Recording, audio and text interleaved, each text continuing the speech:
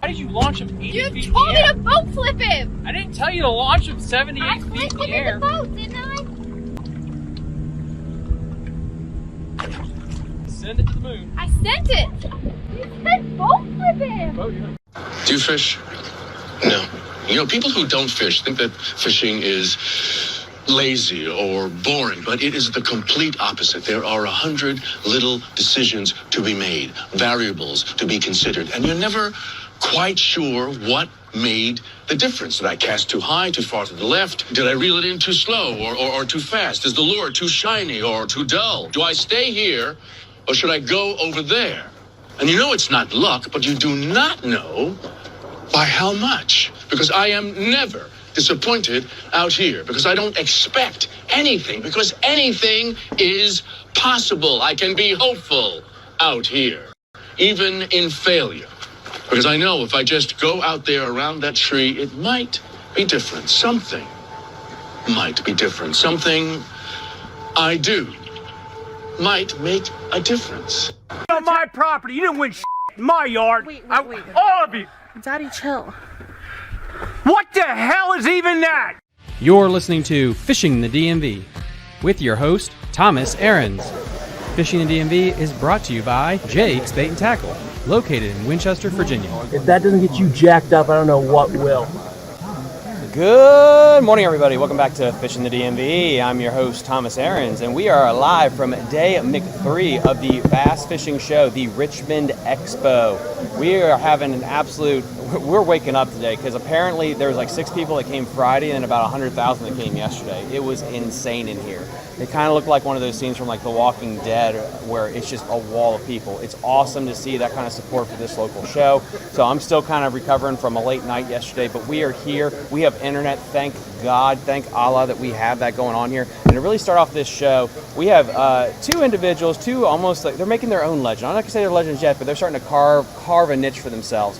I'm gonna bring them up right here. We have Michael and Dan. Guys, thank you so much for coming on the show. For people that don't know you, just tell them who you are. What's up? My name is Biz Baits. I'm from Lake Anna, Virginia, and I'm a senior at Virginia Tech. Yeah, guys. Hi, my name is Dan Weber. I'm from Fredericksburg, Virginia. Just on the Potomac Launch. Studying marketing at Virginia Tech. And yeah, I'm a senior. And because my editor help is there just talking and flirting in the other booth, so my apologies there. I can say that because we're married. Yeah, I mean, really with this whole journey with you guys, and the big thing that we're trying to get to today is your big tournament that happened down in Florida. But let's take a step back. Did you guys, before you guys got into college fishing, what was kind of your history in fishing? And yeah, whoever wants to go first, just go first. Yeah, I guess I'll go first. My history is a little shorter than Mitch's. Obviously, a lot of you guys know Steve McDotter, absolute legend. Carly? But Did you fix him? I kind of started out, me and my dad just fishing farm ponds and fishing the Rappahannock River, and kind of went ahead, got a kayak, and then 2 years later got a tracker. 2 years later after that, I got a Triton bass boat. So just kind of gradually, worked my way up and started fishing local stuff. And I joined a club called NHBA, New Horizons Bass Anglers. And he's had a few guys on the show from them, and they really helped me out. And it's a different style of club. It's a lot more about the sharing and learning techniques. So that's kind of where I cut my teeth and learned on the Potomac, and got me all the way here to Virginia Tech. So. Now, how did you get hooked up with New Horizons? I actually did my boat work on by a guy named Anthony, and last name, blank on his last name, but he was working on a boat, lived down in Mineral, and he was mentioning like, hey, you should join the club, it's a lot about sharing, and you can learn a lot of new techniques, so that's where I kind of started from there, and got to know everybody, and it's been awesome. It's so interesting, like how much of a group community that we have here, where everybody kind of knows everybody and everybody tries to help everybody out. Did you ever think about, or did you have the opportunity to do like high school tournaments? Like what was that like really when you were young before you got in with New Horizons? Yeah, so I started the high school club at my high school, Riverbend High School. I think I was a sophomore or junior. And prior to that, I really was just kind of fishing for whatever. Didn't really know that much about bass tournaments. But as soon as I would say my sophomore year of high school, I really got into it. And I started the club there. And we did a few tournaments just within ourselves as a club. And, we were planning on sending guys to tournaments my senior year. But, of course, that was COVID year 2020. Yeah. So that kind of threw a wrench in the system. And going to community college for a year and just transferred to Tech and started fishing as much as I could. So definitely don't have as much high school tournament experience as this guy over here, Mitch, but I did as much as I could and really just learned through the club side of NHBA rather than on the high school side. So I know your story was a little different. Yeah, my dad is Chris McCotter, and he is a fishing guide over at Lake Anna, and I got my love for fishing from him, which makes a lot of sense, I guess. Up until I was probably 12 or 13, I would like go fishing with my dad, but I would be like, like it's okay, but like, can we go home and like watch a show or play like a video game or something? But once I hit probably 12, 13, 14, I started to feel that like love for fishing and that like drive to like learn more about the sport. And then once I got to high school, we had a fishing team, which high school fishing team were you a part of? Sorry, so it was Louisa County High School. Okay. Yep. Shout out to them. Oh yeah. Shout out. But yeah, so we went to the state tournament twice, I believe my sophomore and my junior year. We did not fish well at the state tournaments whatsoever. I think we went to Kerr my junior year, had a great practice. Tournament day, we did not catch a single fish, so that's just how it fishes sometimes. Not a big fan of Kerr, but it's okay. It's a love-hate thing with a lot of anglers at place. I mean, actually, I think I lied. I think I caught a freshwater drum on tournament day. So yeah, that's the only one I caught. So did that, finished up in high school, and then went to Virginia Tech for freshwater fish conservation. Really? Yeah. What made you want to decide to do that? Probably a lot from my like childhood, like growing up like on the lake, seeing like the fishery and like the state that it's in, and just like fishing other lakes like Santee Cooper, Smith Mountain, a few North Carolina lakes as well, and just like seeing that I would like to manage those types of lakes and conserve like the populations that we are fishing for the future of the sport. But yeah, so, and then once I went to Virginia Tech, when I was a freshman, I got signed up for the fishing team. Freshman year wasn't too involved because it was just kind of hard, like if you don't have a boat, like you kind of have to know somebody. But sophomore year, junior year, fast forward to senior year, we're pretty involved with the fishing team now. So yeah.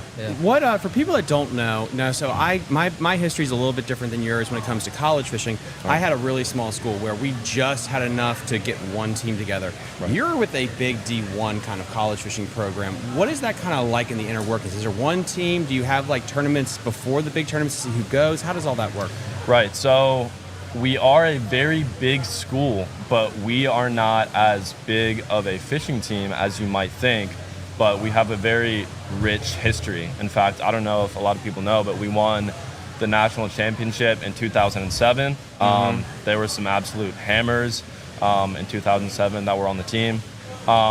For the fishing team itself, we send as many teams as we possibly can to fish all of the tournaments that we can possibly fund. So the style, and like if you want to say a little bit more about this, we send as many teams as we possibly can.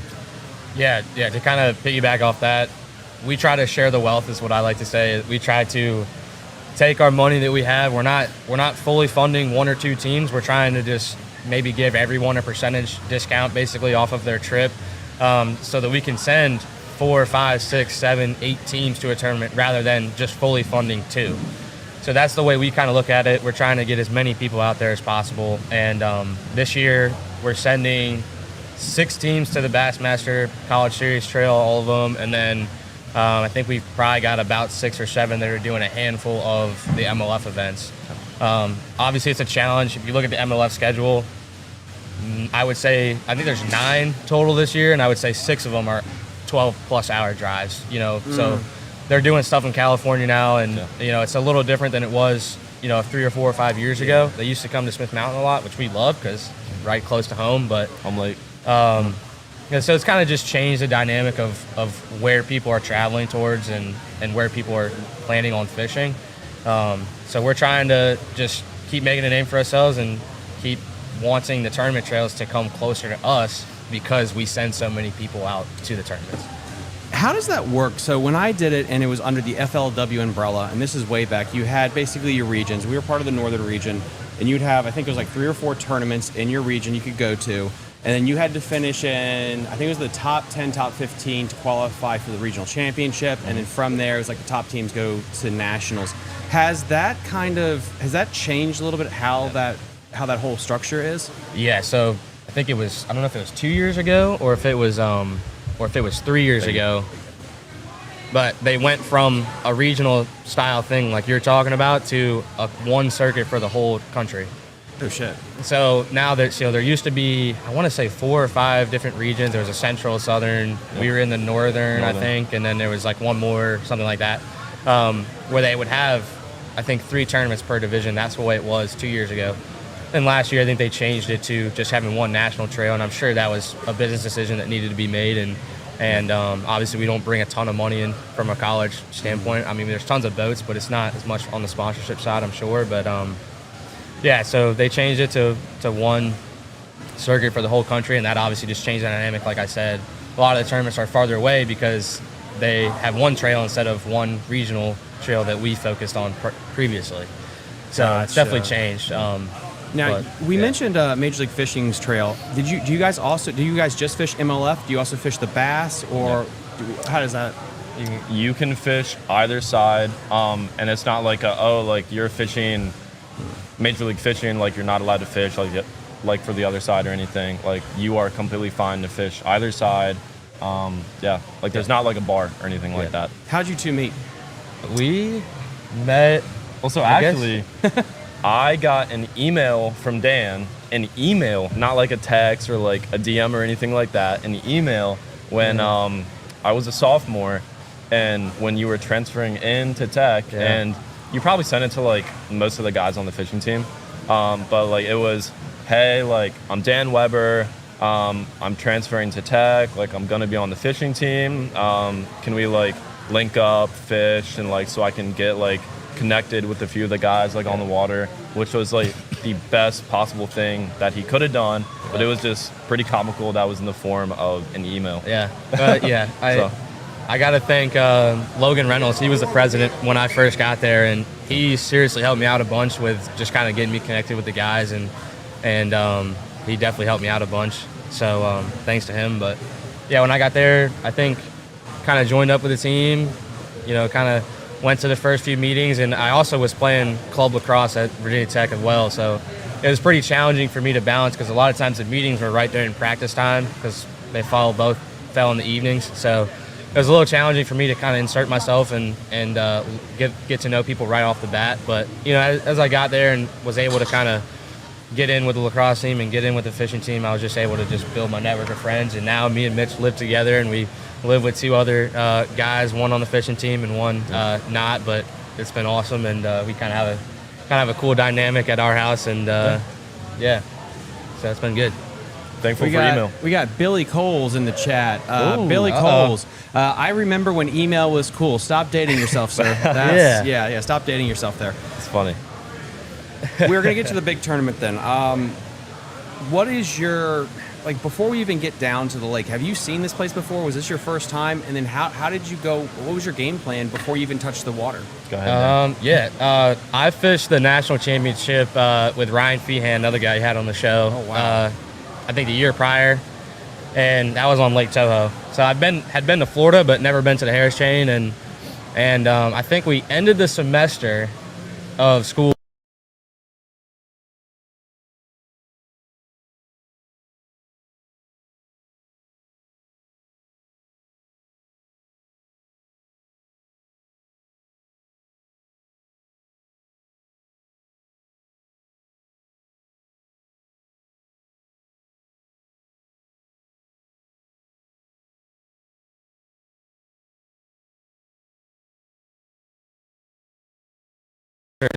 Like, hey, we've got the time to go, and I know we've got some funding, so why not go? We don't have any school commitments right now, so we kind of just made the decision to go down there. But it was just a lot of research, a lot of time looking at Navionics, a lot of time looking at Google Earth, and that's pretty much it. Yeah. So you get there, how many days do you have to practice? We practiced, was it 3 or 4 days? 3 days. We drove in on Monday, tournament is on Friday, so 3 days. We did Tuesday, Wednesday, third day practice, Friday was the tournament. So day one, go to Fort. Day one practice, what happens? So the way the lake sets up, you've got Lake Griffin, and there's a canal and a lock separating that from Eustis, Dora, Bouclair, and Big Harris. And then you've also got Lake Apopka way down, probably like an hour and 30-minute run with another lock. So we were kind of coming to our game plan was like, hey, we've got 5 lakes we need to look at, and we've got 3 days to do it. So we decided to spend the first day on Griffin, and I guess kind of we're looking around for the first half of the day. It was pretty windy for some reason, had some residual wind or something coming down from the north, and it was kind of, for the first like half of the day, it was a struggle, but then the second half of the day, tell them what we kind of stumbled on this. Yeah, so we were trying to fish offshore a little bit more because we were trying to fish like the bank, like we went up in this shallow like swamp type of thing, and it didn't really yield enough bites to be like, okay, like this is what we need to start doing. So we kind of just kept looking for something else. So we went offshore a little bit, saw a lot of guys fishing offshore, and it was mainly offshore grass. And we fished offshore grass that day for probably about an hour to an hour and a half, not getting really any bites, but like we kept saying, it looks good, like it looks awesome.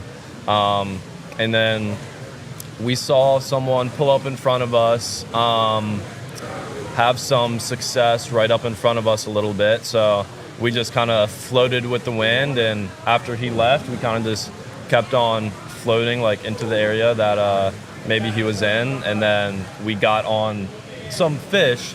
They were very small though, so it wasn't like mind-blowing like, oh my gosh, like we figured it out. They were just kind of small, but we probably caught 8 or 9 in a span of like 30 to 35 minutes. So that was definitely a key piece to our puzzle for tournament day. You said floating into the area. Was that on purpose, or I've had college guys say like, well, actually we were floating because like we had no battery power. So No, we were fishing a grass line. I mean, I'm from the Potomac, so I've fished grass my entire life, and we were kind of trying to figure out the way I like to break down grass is you start maybe in 5 or 6 foot of water, and then you move in, and if you don't get any bites, then you come back out in kind of a zigzag pattern. So that's kind of how I break it down. And we were going zigzagging down this grass, and finally we started getting bit in like that 3 to 4 to 5 foot range. So once we started getting bit, turn straight on that bank line, and you just run that same depth line all the way down. And we were just going looking for, thicker parts of the grass, maybe some holes in the grass, and really we kind of just found one like real small circle of grass that was hydrilla, and a majority of everything else was eelgrass. What is your history with grass? You said you fished it a lot. I mean, Smith Mountain Lake, from my recollection, there's not a whole lot of it. Oh yeah, well I'm from the Potomac. I'm from Fredericksburg. Yeah, okay. So that's where I kind of cut my teeth, was on the Potomac. So that's how I learned how to fish grass, and so we sort of just were looking for irregularities in the grass and sort of found it in this one little small zone of the big grass bed, and that. I think that kind of helped us out, kind of keying in on what type of grass they were utilizing, not the entire bed, but where were they positioned in that grass bed. This is day 1. You find a patch of hydrilla. Yeah. You got 2 more days of practice. I mean, do you at this point feel like you found the juice, this is what you're going to be doing the rest of the time, or was it just a little clue and you haven't quite put everything together yet? Yeah, I would say it was definitely a clue. Yeah. We fished that, caught those fish, but like the thoughts in our head was, none of the fish that we just caught can go in our bag on tournament day. None of them. It was a 12-inch minimum size limit. I would say 6 out of the 10 fish we caught were 10 inches. Gotcha. So we were like, oh man, it's a bunch of small fish up here. There's no way, like this ain't good. So second day of practice, we launched on Eustis, and it's pretty uneventful. We tried to fish some shell, which like the local word, and after we did a lot of research, was like, if you're looking for a big bag, like you need to find a school on shell. And we ran a lot of shell, and maybe on Eustis we fished 8 shell beds, and we caught 1 fish. Good Lord. So it was a struggle, and it's like slow fishing, like you gotta fish as slow as you can, which for me, I'm like more of a power fisherman, so that was definitely kind of hard. but the bite that we did get on the shell was a good bite. So that kind of turned our heads a little bit, but not like too much. Yeah, we caught like 1 2.5 pounder all day, and it was like, hey, you know, maybe if more pull up on this shell bed, we could catch one, but Right. yeah, it just was not good enough. So I think about 12 o'clock, put the boat on the trailer and went to Dora, which is like a 10-minute drive. Why Dora? Oh, well, we hadn't seen it yet. And Yeah, no, that is Why literally not? the only reason, because we were trying to fish every single lake except for Harris, because we heard there was a spray and a fish kill, so Harris was not like There a was part a of big the fish kill on formula for us. So we just had to take the boat out and go on to the next. yeah. So Dora, they're small lakes. Dora is probably 2-3 miles across. Like, it's not big lakes, so you can break them down pretty easily if you just drive in a circle and, hey, there's grass here. Oh, look, there's a shell bed there, but did not find anything worth fishing. So I think we spent maybe 2 hours in there. Then ended the day in Beauclair, which is another even smaller lake, literally like half a mile across. Like, it's basically like a pond almost. Dang. And there's some tournament history there, some guys doing well at some college events previously, and there was a lot of boats in there, but we just didn't find anything great in that grass bed that we really liked. So end of the day there, and so second day practice only caught one fish. So basically ruled out everything that we did on the second day. And the third day, we had two options. We were either going to try to go down to Lake Apopka, which is an hour and 30-minute run from Big Harris, where the tournament is launching out of, or we thought about, okay, you know, the only place we got bit on the whole chain is Griffin, so maybe we need to go back there and try to expand on some areas and expand on that grass that we had found. So we ended up deciding to go to Apopka we said, hey, we're going to go there for half the day. If we get some good bites, maybe we'll consider making a run in the tournament. Because I don't know, Lake Apopka is notorious for flipping. If you're the South Bank, is the community hole bank. You fish down there, you flip, and if they're pulling up the spawn, you'll be good. The biggest problem that so on third day of practice, we went down there, and I think we fished from maybe 8 to probably 11:30. probably 11:30 or 12. Yeah, and I think we got 4 bites, and we caught a 4-pounder, a 3-pounder, and a 2-pounder. Yep. So that was bigger than anything we had seen all week on the whole rest of the chain. So we were kind of not really sure, but the problem was down there was the wind. The first few days of practice, we had a strong north wind, probably 10 mile an hour. And then second day of practice, it switched to an east wind. Yep. And then tournament day, it was switching to a heavy south wind. So this Lake Apopka is just a giant circle. It's kind of like a Okeechobee, but just a lot smaller. So with that wind direction change, we just at 11 o'clock we were like, hey, this wind is just not right. You know, it's muddy in a lot of different areas of the lake because of the wind. It was. So put it back on the trailer, went back to Griffin for the second half of the last day of practice, and I don't think we caught another fish up there.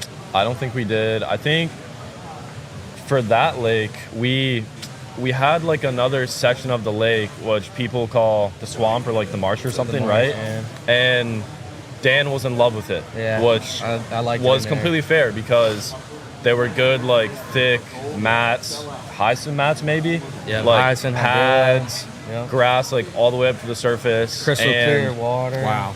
Yeah. Dan got a substantial amount of bites in there that were probably big bites, but we talked to some people and they say in there at that time of the week, they were like nipping at like the flipping rig that he was throwing. So these fish weren't really committing the way that we would want them to. Yeah. But the marsh definitely like hung in the back of our heads for probably longer than it should have, but for good reason, because it was like, you never know, like you could stick like a 9, a 10 inside of the marsh and like your entire day is completely flipped. So that's where they spawn in the marsh. So you know it's early January.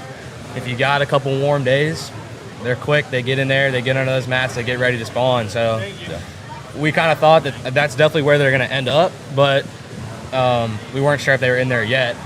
So we went in there in practice we only caught 3 or 4 in there, and had probably caught 3 or 4 that were small, and then had like some good bites in mats that just didn't get the hook in them. You know, maybe they hook them and then they come out jumping out of the mat, not get into the boat. So they were really just not ready to commit in that area.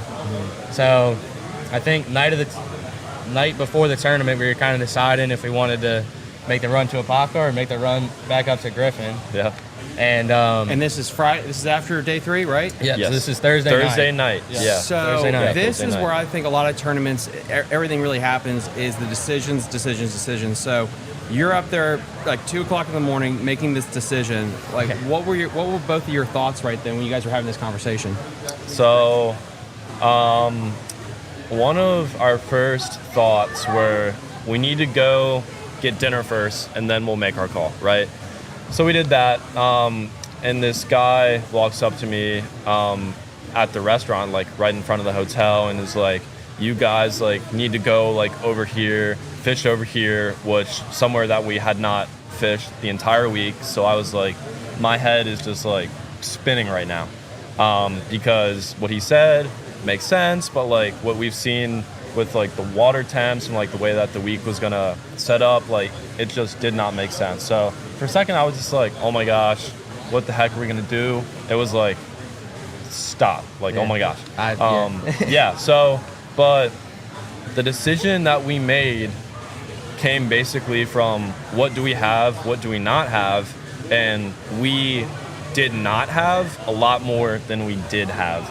So Dan could talk a little bit about the decision that we finally came to, just picking the only place that we had caught a good number of fish, trying to play like the numbers a little bit, I guess. Yeah, I would say I know both of our goal was to make the national championship, and the chain was fishing really, really tough. It was not easy to catch fish. You know, the guys who won had 21 pounds, and I think 10th place was like 15 pounds, and that's really, really low weights for the chain. Like it really is, especially for Florida. So it was the problem. Well, leading up to the tournament, it was super warm for 2 weeks, and then it got super cold for a week, and then we showed up, and it was still kind of cold, and then warmed up at the end of the week. So we were going through a major cold front. That was the biggest problem. But to get back to like our decision and what we made, you know, our goal was to make the national championship. We knew that it was probably only going to take 13 pounds to make it. There's 230 boats. They take the top 12%, so that's 20. I think it was 27th. It was 27. Was what made it.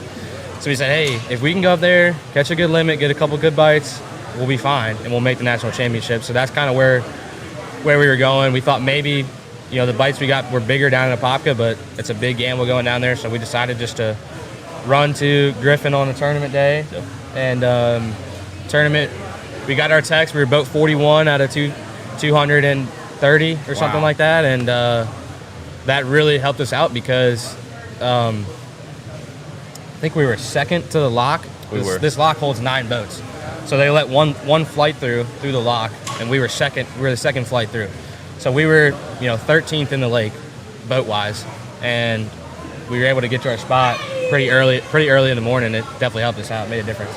Yeah, that was like the only conclusion that we could come to, that we need to go back to where we caught the most amount of fish and practice, and that's the decision that we came to. Usually, if like on the Potomac, if you're catching a bunch of small ones, like there's big ones around somewhere, you gotta weed through them. It just depends on if you're gonna catch them or not. So yeah, we were like, okay, there are big fish in the area. We know there's big fish there, so we just went ahead and decided we were going to Griffin.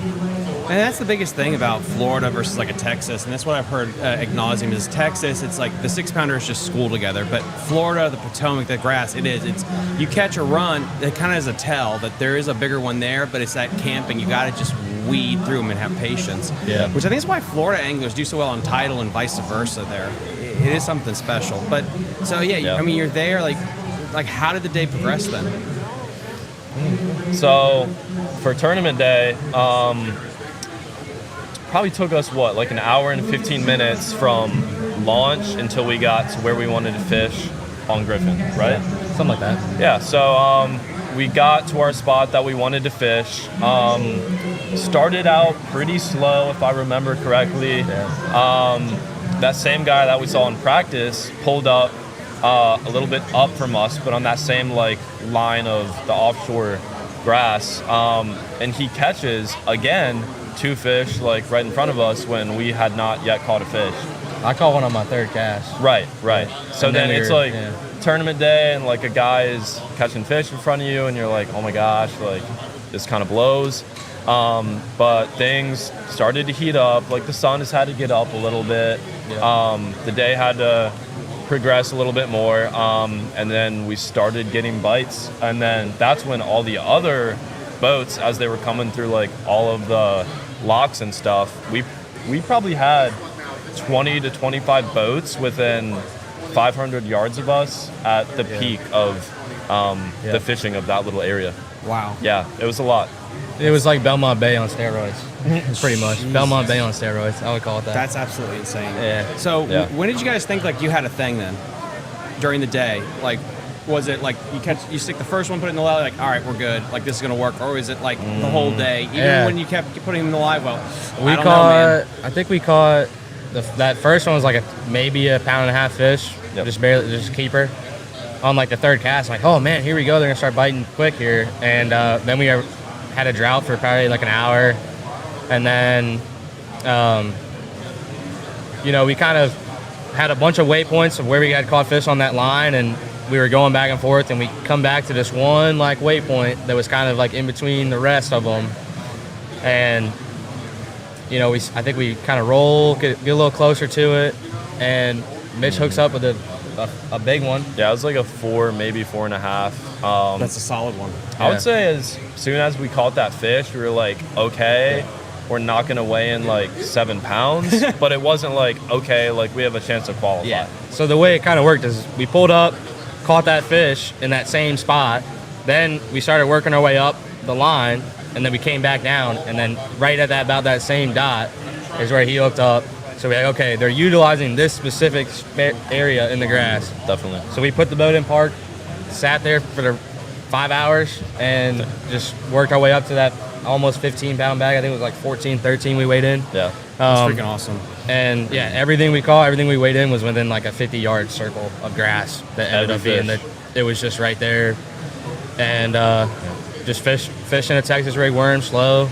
And if you were, there was everybody else around us was throwing moving baits, rattle trap, and not a lot of catching going on except for what we were doing. And we just knew that if we sat in that exact spot all day, we could catch a solid limit by probably 9 or 10. After we had caught that big one, it gave us a ton of confidence to just buckle down and just sit there all day. What was the last fish of the day that really just cinched it for you guys mentally? That you did your job?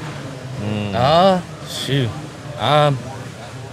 We actually, I think it was about 12. We went up into the marsh, and it was just, the wind got really bad about noon, and we came back out. We spent probably like 30 minutes. We're like, dude, this ain't it. Like, it's too windy in here.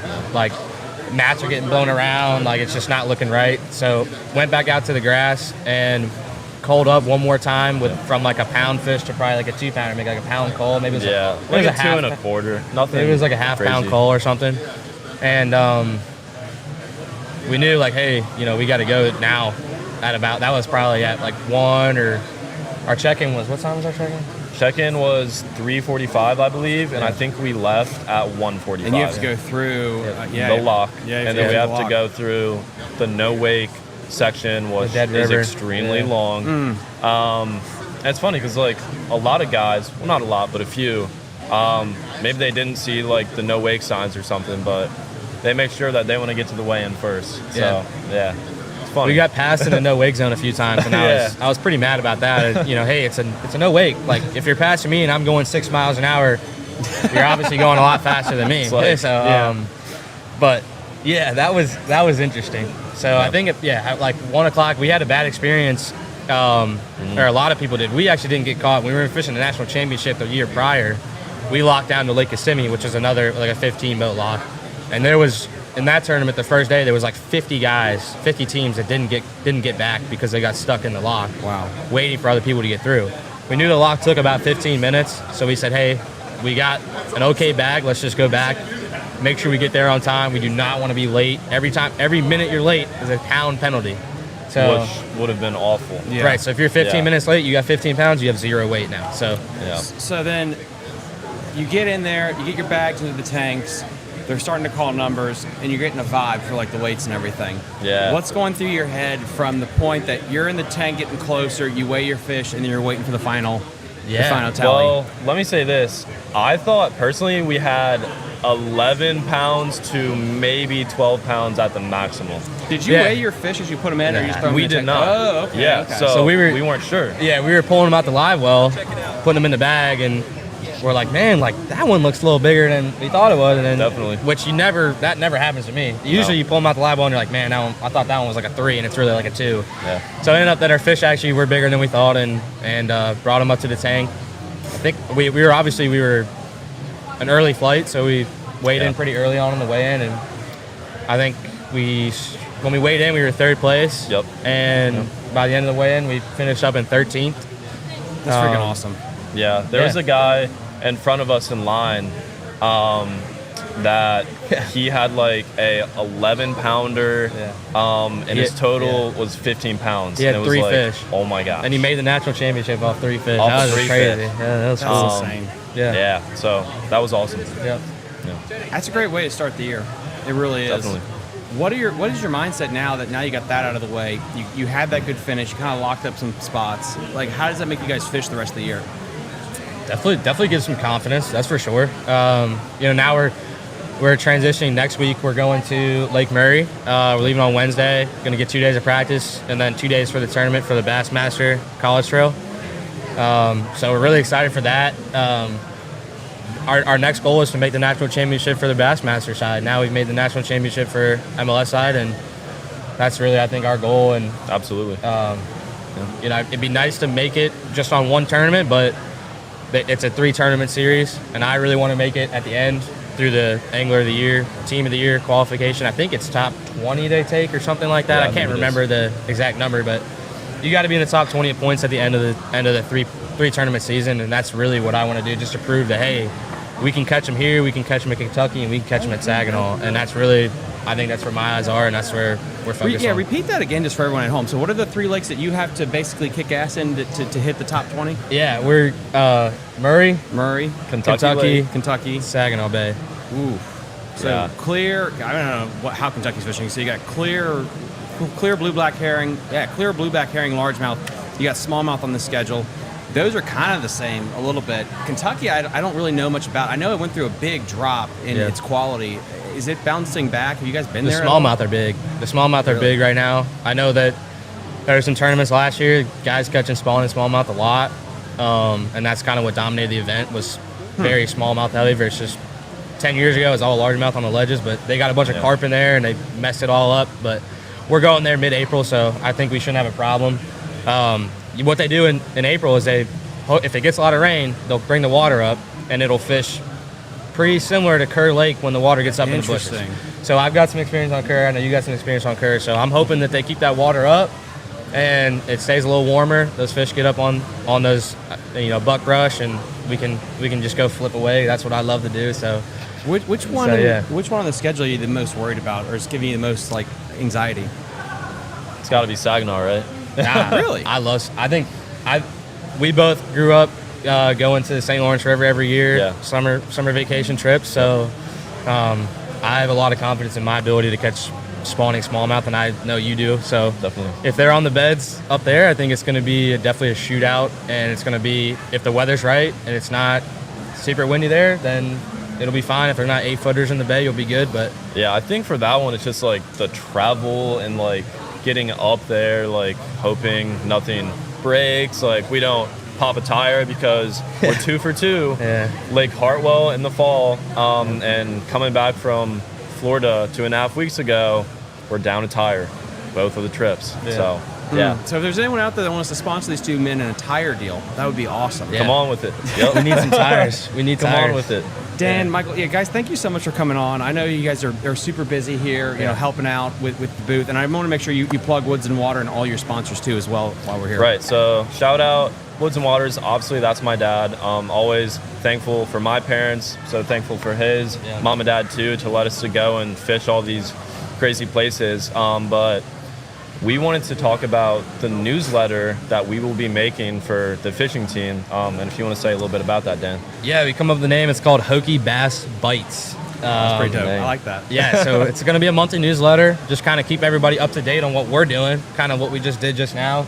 You know, tournament recaps. We're going to do a bunch of tournament recap videos. We're going to do, obviously, tournament results and our upcoming tournaments.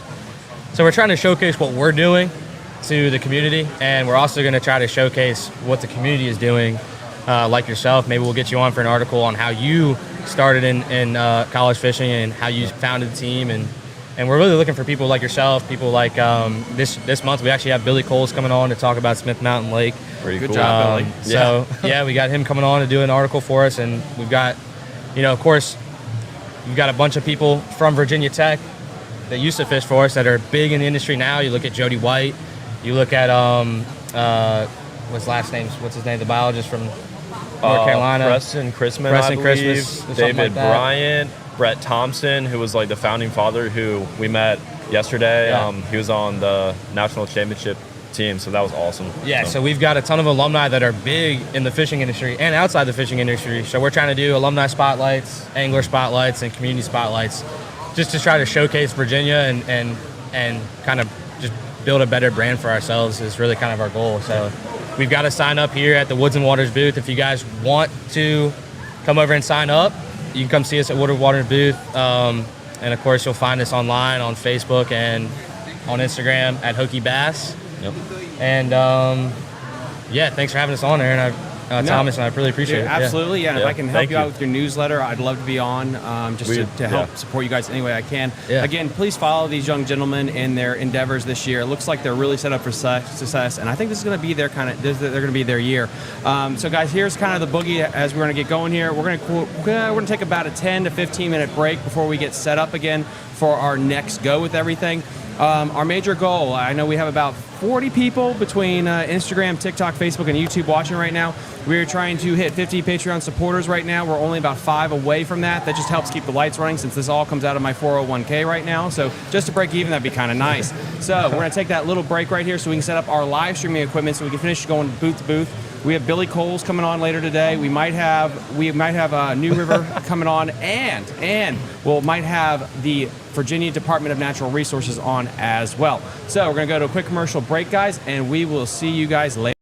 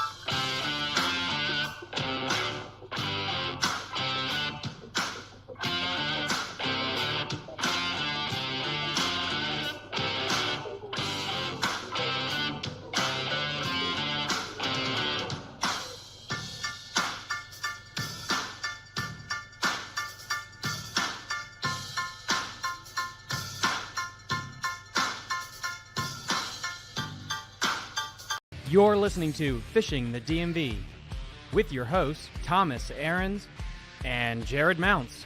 Fishing the DMV is brought to you by Jake's Bait and Tackle, located in Winchester, Virginia. If that doesn't get you jacked up, I don't know what will.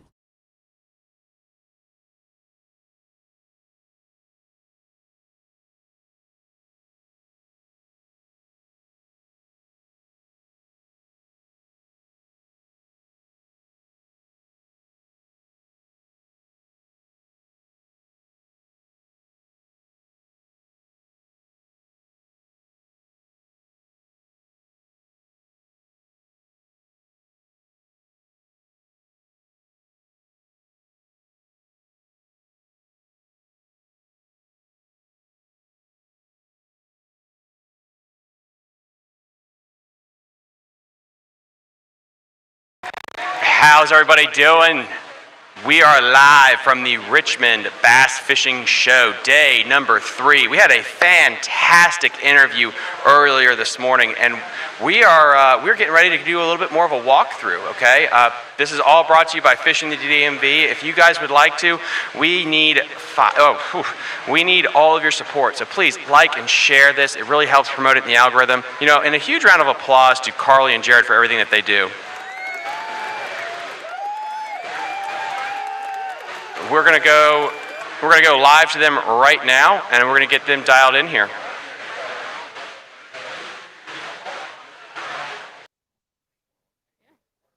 Hey guys, Jared with Fishing the DMV. We're here at the One Cast Fishing booth here. I believe you guys are out of North Carolina, right? Yeah, we're down about Sanford, so about an hour south of Raleigh. Very good, very good. I like what you got. I like how you have it displayed here. Where you got your packaging, you got your product out. So we're gonna kind of walk around here and see what you have.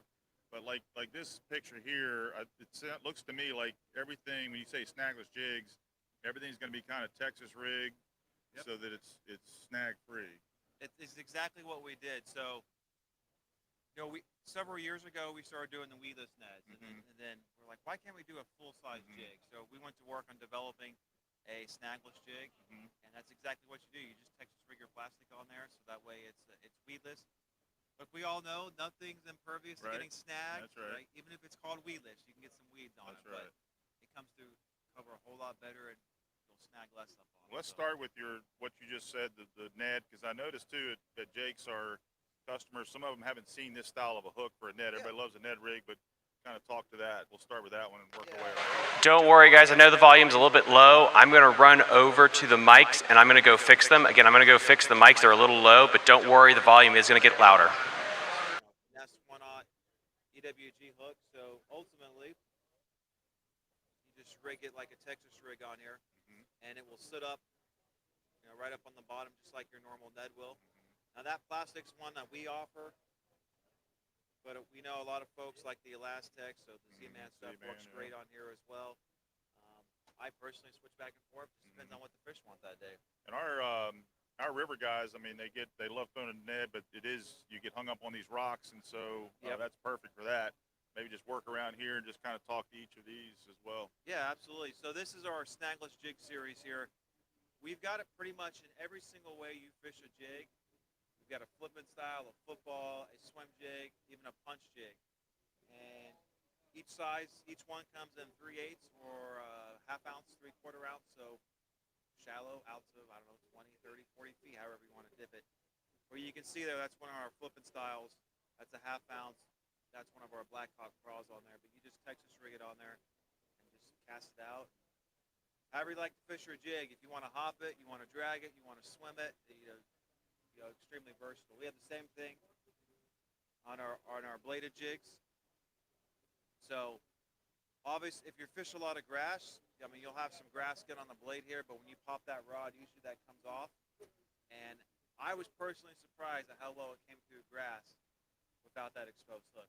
Apparently, that's where actually most of that grass gets caught up when you're ripping it through. So that's another great point. You're talking about grass, yeah. I mean, you can rip them out of the grass, but it just makes it so much more versatile, to bring it through those places where those fish are, hiding and going to ambush them. Absolutely. Still good? Okay. Keep rolling? Yeah. Keep rolling. So obviously then we have our football head style. We have our swim jig style as well. Same concept here, but that's our shad color. It slides. This is one of our 3.5-inch swim baits called the Stinger. But I use that a lot in the spring. Again, I have a lot of grass in my lake. And that is, I do like that. And obviously the swim jigs, most are exposed hooks, and they're slender and they'll come through. But that is there's a Kitech that I like that is threaded on, and same thing, I can run it weedless. And so even though I haven't thrown these, this is a good style. Yes, especially that swim jig, because a lot of times when you're swimming and not if you're using a swim jig around like laydowns and cover and all, it knocks over that stuff and pops up. It's a lot of times where you get snagged up on that exposed hook because it grabs that log it's trying to go over. Last year is a punch jig, and same concept, but now you don't have to have a bobber stop and tie your weight on. It's all one complete package here. Texas rig, great for pitching heavy grass, heavy cover. But I wanted to bring up the punch jig because the hooks we have on that is also our long neck hooks, which is by far our most popular product now. Which is interesting because I'm looking at that and I'm not real sure. Sorry. I wouldn't know how to rig that, so this is good. So the story behind this long neck hook here is about September of, a year and a half ago. So it was at September 22. We had launched the punch jigs. I just went out on my dock and made a video threading this speed worm, not this exact one, but same color actually, I believe, speed worm on this 5/0 long neck hook here. And it blew up on the internet. People were like, we want the hook. So I went out and caught a fish on it, make sure it works, and then put them up. And, we can't keep them in stock hardly. We've had to reorder. They haven't made multiple times, but look how long that shank is. Definitely different. I've not seen anything like that. And so we have folks who only use them on, big worms. So Texas rig, Carolina rigs, summertime fishing. We have folks who use them on 5-inch Senkos. They use them on anything. In fact, one of our creature baits, bed fishing, if you've got a 4-inch creature bait, they work really well because when that bass goes to pick up the tail, they have to pick up the hook. There's just, it's right there for them.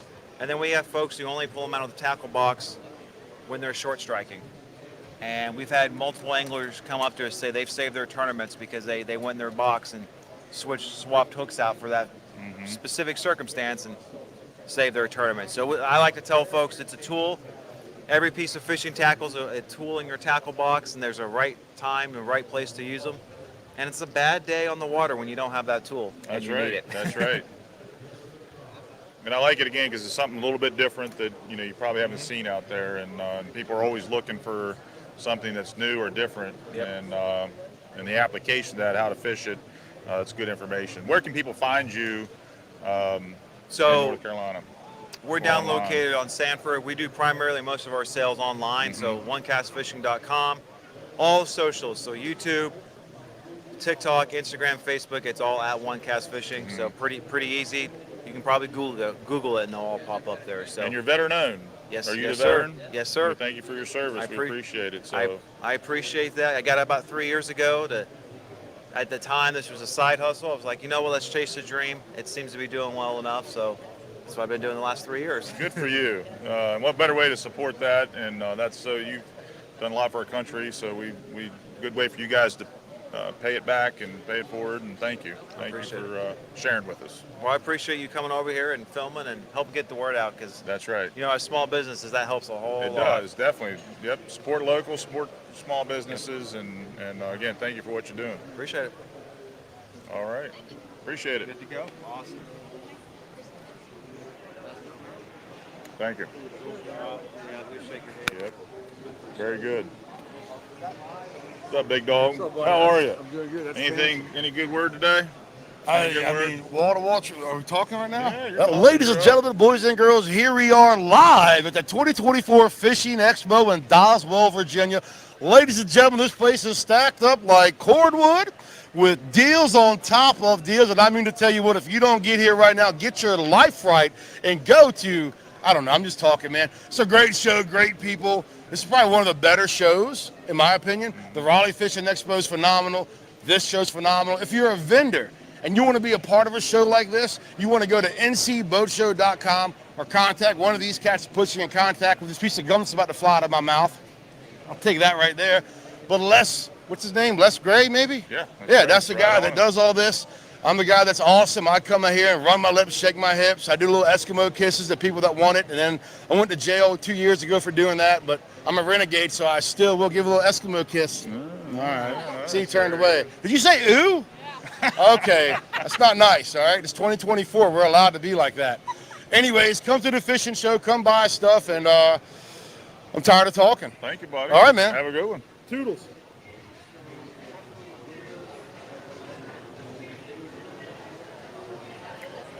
Eskimo Kiss.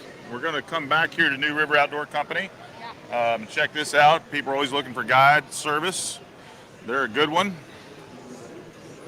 Slide around the corner here and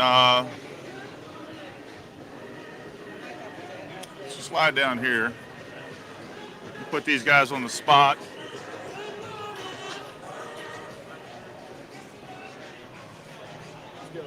How's it going today? Who wants to do the talking today? He's busy filling something out. So guys, as he's working on something right now, Virginia Bass Nation, youth, as you see here, Bassmaster Junior Series, Bassmaster High School. Thomas just did a interview with the Virginia Tech boys that fished in this Virginia Bass Nation while they're in high school, and then are now fishing for Virginia Tech. Thomas has experience fishing at Shannon University, but this is a great program. You can see on the TV over here, generally have 4 qualifiers starting in the fall, ending in the spring. Qualifiers can qualify for a state tournament in May, and if they are 1 or 2 in the state, they get to go to nationals. Last year was held at Lake Hartwell, and it was my understanding they had the most boats ever in any Bassmaster event, and it was over 381 boats in that event. And so in Virginia, I believe, had actually three or four teams? Five.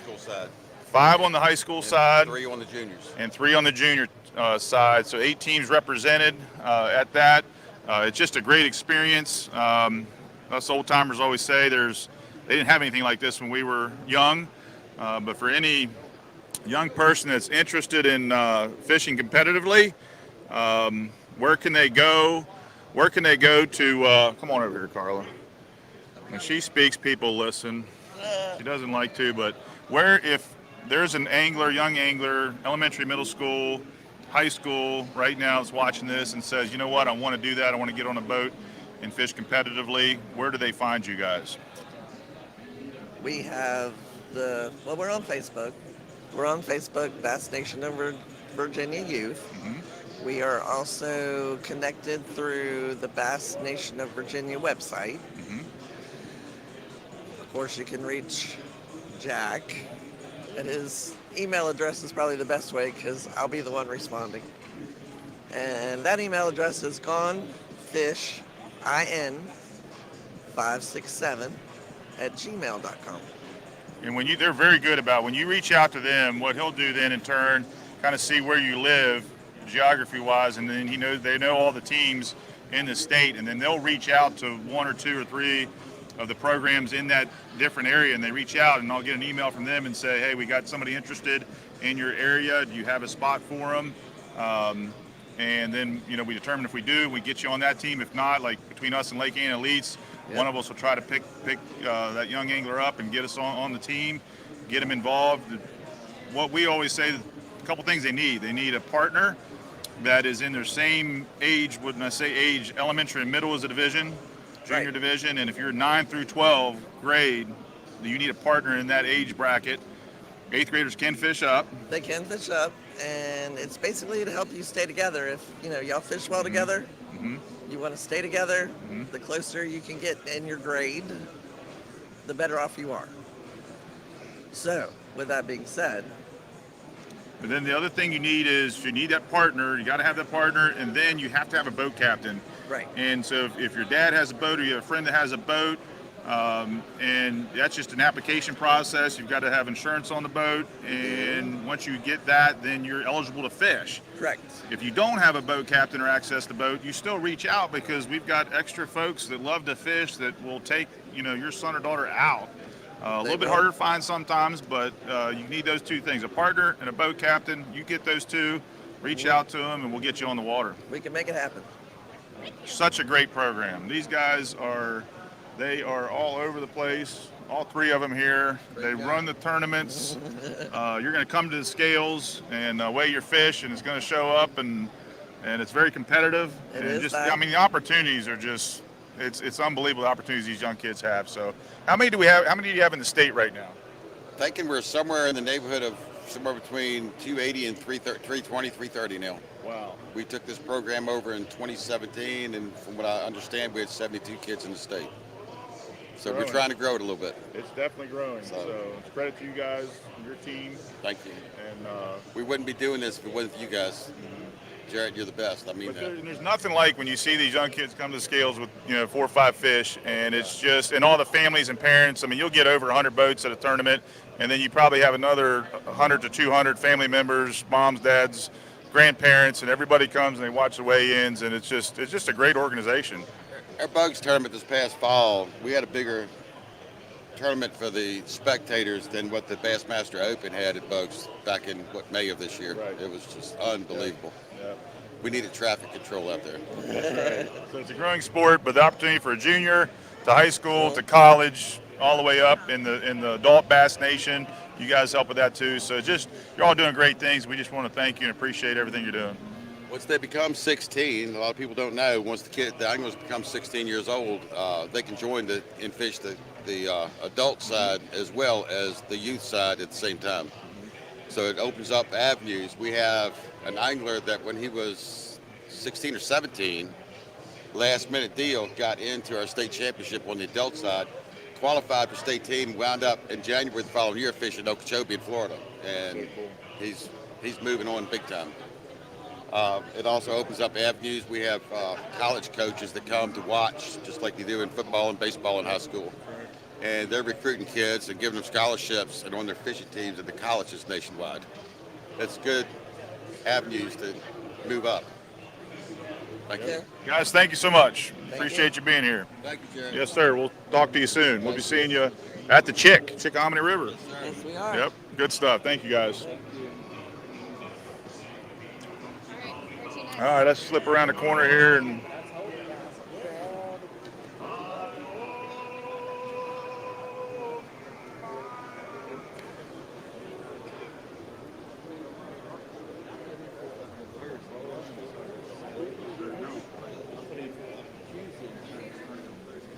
good. You got a quick second for Fishing the DMV? And again, I'm with Jake's Bait and Tackle, Fishing the DMV, local podcast.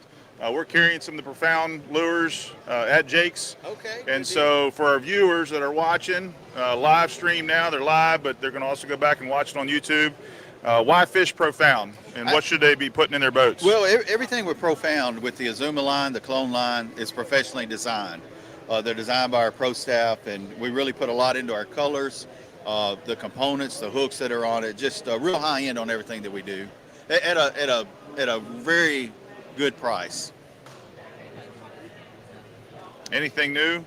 We have some new products coming out that'll probably be launched during ICAST. We got a prop bait that's coming out, a top water lure. We got a new jerk bait that's designed specifically for forward-facing sonar. It'll sink, and just some exciting stuff coming. Yep. That's cool. And I want your. We were talking yesterday. Your for the hunters that are here. Right. Where can they? Your Willow Park, I believe, or Willow Oak. Like what that the price you have on that for be able to rent out the lake. Yeah. Kind of talk to that because that is a good deal. It sounds like. Yeah. It's $900 a day up to 3 people. So you split that with some buddies. You know, you're looking at $300 a day. It's got big trophy smallmouth in it, largemouth. We have the smallmouth in it because it has an artesian spring, so the water kind of keeps pumping out cool there all year round. So does that include the overnight and a meal or no? It does. Okay. It does. Yeah. It's all inclusive. Inclusive. Yep. So for $900, you get to fish a lake with big fish. You get the meal. You get an overnight stay. Can't beat it. What more can you I'm ask telling for? you. That's right. Well, Timmy, appreciate you Hey, and you everything bet. you're doing.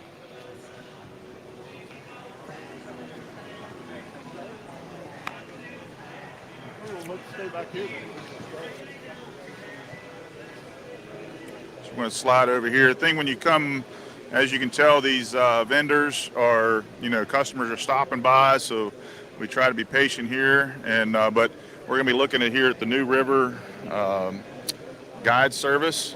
Britt Stoudemire started this business many years ago. He used to pitch for Virginia Tech, and he's going from smallmouth to muskie. He is bringing in a younger generation to help him with this guide service. New River, one of the oldest rivers in the world, flowing north, great smallmouth river.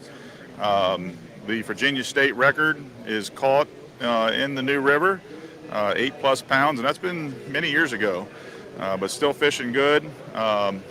Here we get a second. We're going to talk to Ethan about his guide service.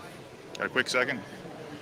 How's it going? Good, Ethan. How are you, buddy? Good. So just tell our viewers here at Fishing the DMV, when people are traveling, they want the New River, oldest river in the world, second oldest, I think. Yep.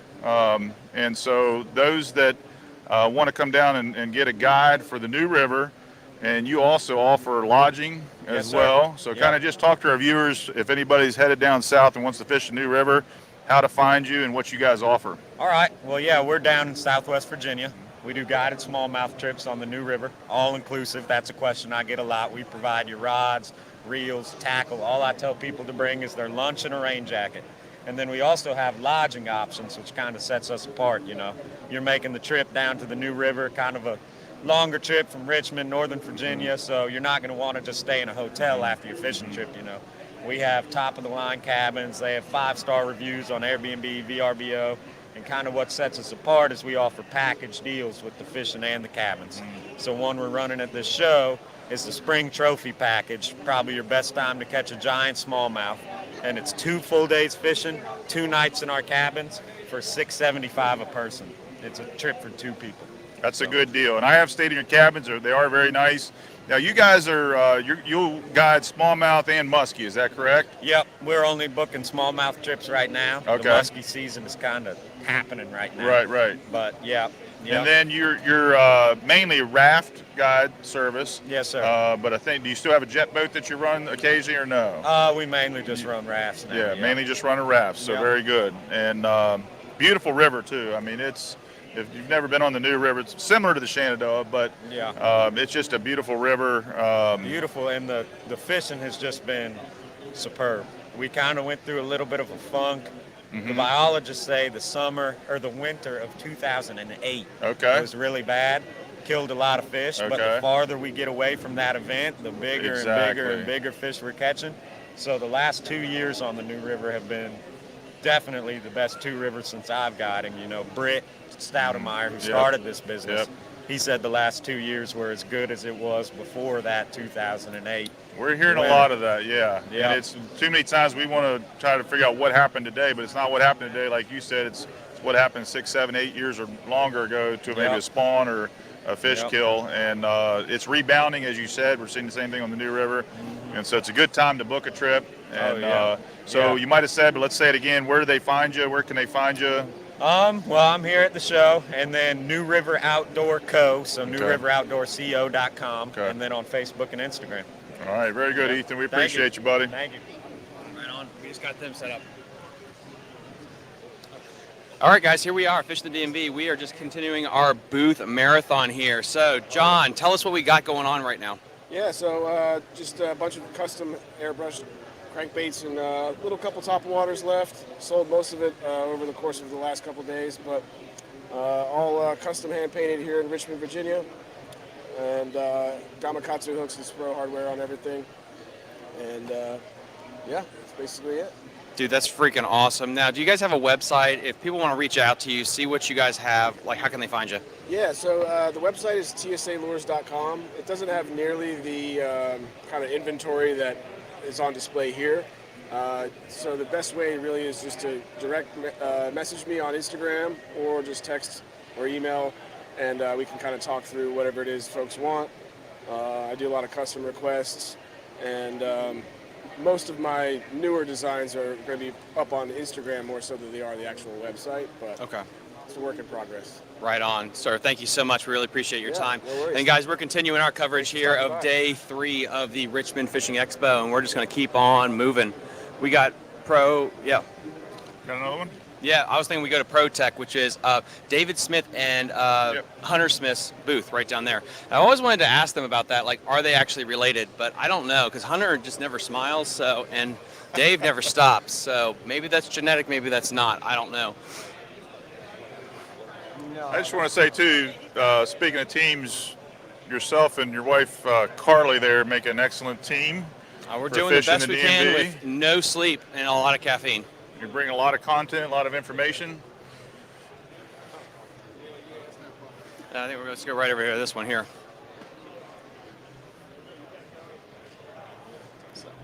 So hopefully we'll be getting this bad boy on here. Sad, I don't think David Smith is actually here today. He was here all day yesterday, but we're here at Fishing Pro Tech, and we're going to be once we have a moment here, we're going to get somebody on for this booth right here.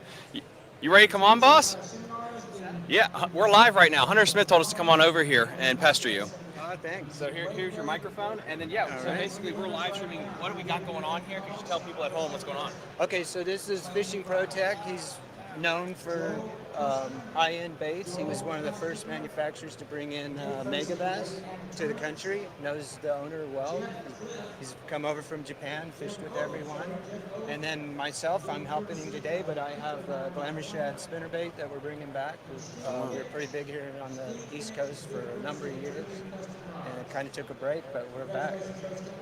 That's fantastic. So, like, what are other things that you got right now on sale, or anything else that's really important that if you want to come down, you can get something right now? He's pretty big into unique baits, things that people don't have. He's got the Vixen topwater, the walking dog. All right, let's go on over there, guys.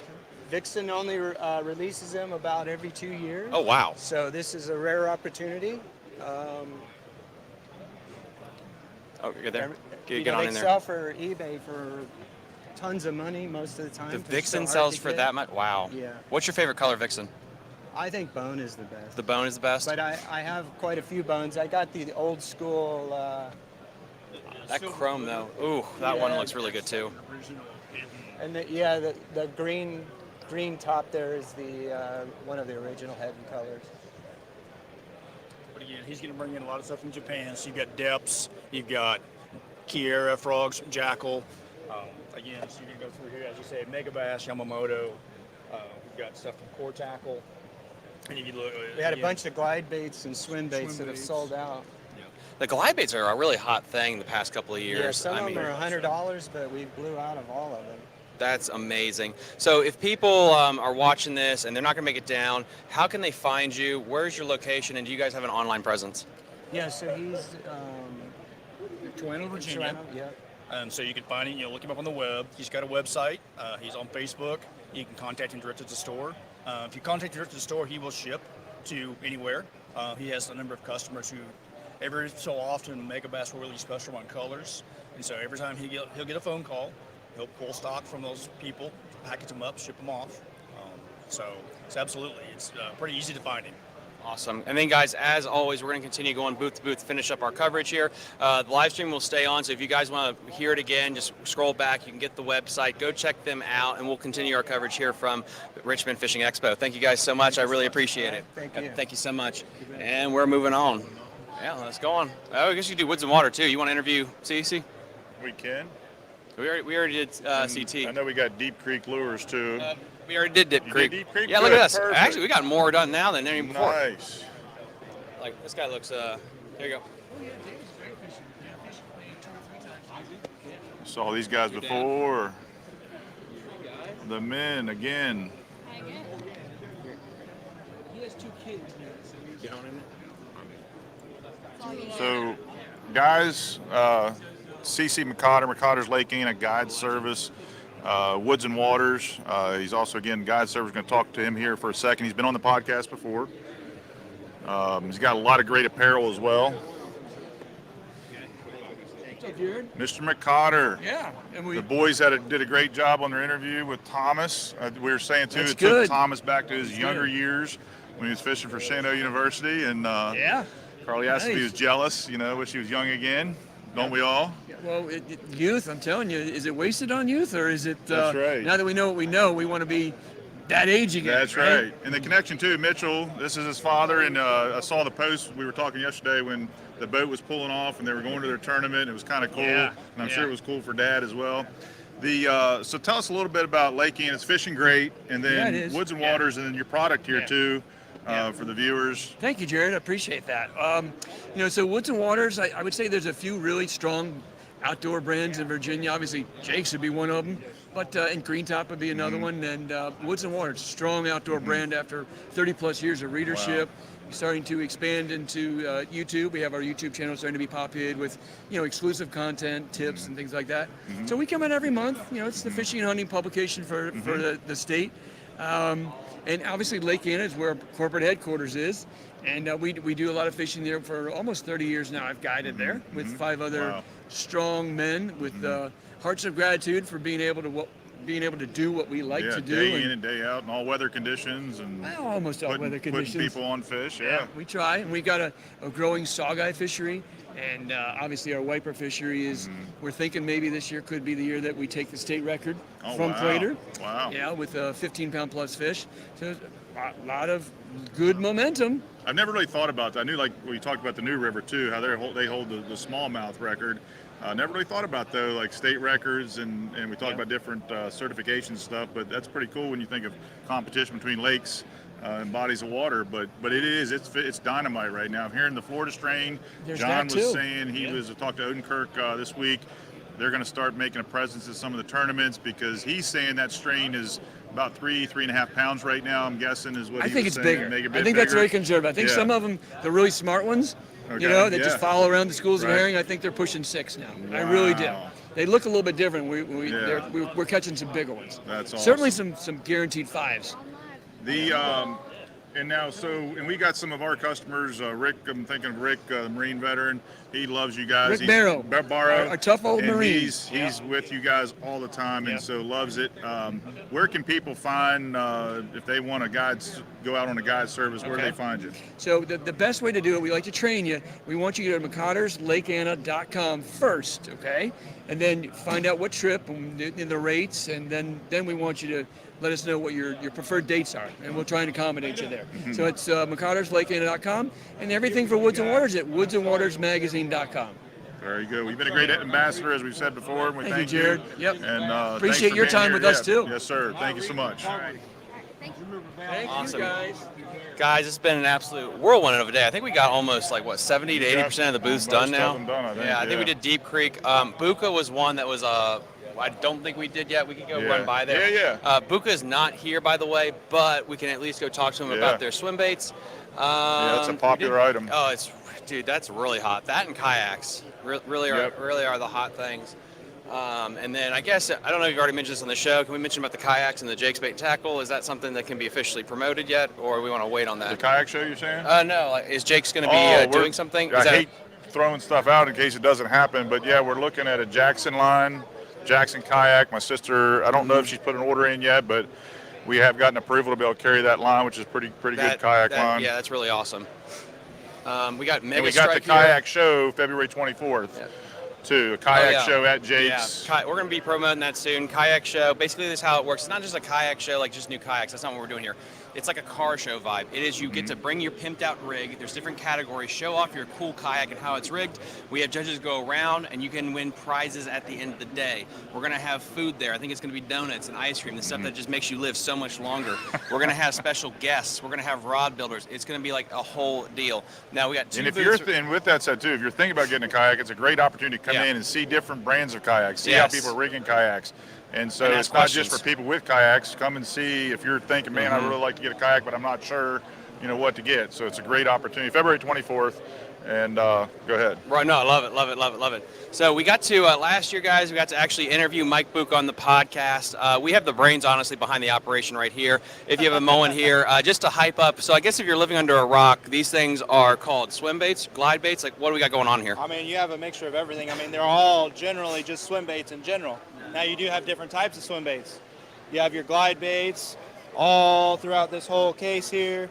And then you got some wake baits, some 4x4s, some rats, some multi-segment swimmers, some soft swim baits. We've got it all. We tried to cover everything throughout this whole showcase. So I wanted to really just break this down for the public here, because I actually came by your studio yesterday. We actually got a question here from John 78. If I had to go get one, what is the difference between the shad glide and the trick shad? That's a good question. They're different in their action, totally different. So the shad glide, also known as like a cover glide, you fish it a lot slower than you do a trick shad. The trick shad's a short, choppy glide. So when I'm reeling in a shad glide, I'll do a handle turn and it'll shoot out and dart. And then I let it go and finish its glide. Or if I'm trying to get under a dock, I do what is called a half step. So I'll do a handle turn and then do a short one and then do another one. So what it's going to do is it's going to go like this and then like that. So if I'm trying to get around a dock or something, that's what I'll do. Or if I'm going around a lay down or something like that. Now with the trick shad, the joint, it's so loose that you're not going to get a glide out of it, like a nice wide glide. But you're going to get that short bouncing back and forth. Almost like chopping? Chopping, yeah. Yes. And that's what you're going to get, like a reaction bite out of that, because you're fishing it a lot faster. Okay, that's really interesting. Then we got another, we get it up here. We get my other question. Brandon on Instagram asks, I'm just trying to get into glide bait fishing. What kind of setup do I need to throw this so I don't lose my rent? That's actually funny. But okay, yeah. So yeah, what would be a setup? Like if someone wants to purchase one of these baits, like what, 10-pound test, 14, 1,000? Like what's your vibe? So I would go with 20, 25-pound mono. Now you can throw it on 60-pound braid as well. I know Mike and his river fishing, he's been throwing 80-pound braid because he's been fishing stripers. And they've been going into laydowns and he's just snapping them off. So he's like, well, I got to try something different. So he went with 80-pound braid, and that's when he started not losing the stripers as much. Okay. But yeah, 20, 25-pound mono, you can use braid. Braid's not as forgiving as mono is, but that would be my recommendation. Do you have any deals or colors that people can only get at the expo or the fishing shows that you want to hype up or promote? So all of our custom stuff is pretty much the only thing that you can get at shows. Okay. Our OG stock colors, we will typically do drops on our website occasionally, but pretty much strictly shows is all the custom paint stuff that we have here. Wow. How do you guys paint these? Just out of curiosity, you just lock somebody in a cellar and until they get it done? Is it? Do you have a team of people? Like how does the process work? So we work very closely with Jen Baits, Jen Cravasi. She works in our warehouse, and we work with her hand in hand. But we also work with some other talented painters like Krista Mazik at Colorado Custom Lures, Brett Arter at B&A Customs, and then Bill Barton at Get Bit Customs. We just contact them and say, hey, we've got some baits for you. Would you like to paint for us? And they say, okay, and then we ship them off, and then we get some final product, and we say, that's awesome. That's freaking awesome. No, I mean, again, guys, as always, if you're living under a rock, Bullshad, Mike Buka, you know their Instagram handle, you know them online, but if you want to get some of these custom designs, these custom paint jobs, come on out to the Richmond Fishing Expo. We are closing at 5 o'clock today, so you better hurry on out. We're going to keep going. We only have like 6 or 7 booths left. The fact that we got through every single booth in 3 days is insane. So thank you so much, sir. I really appreciate your time here, and Godspeed to you and all your work. All right, so we got, I was thinking, like, we got some baits just dingling and dangling right there. Unless, Jared, you have another place. My goodness, we actually might have gotten through every booth. This is insane. At some point, it's almost like a frustrating goal that once you get this close, you got to finish out. We haven't done Biz Baits yet? Nope. We do have a couple down through here I don't think we hit.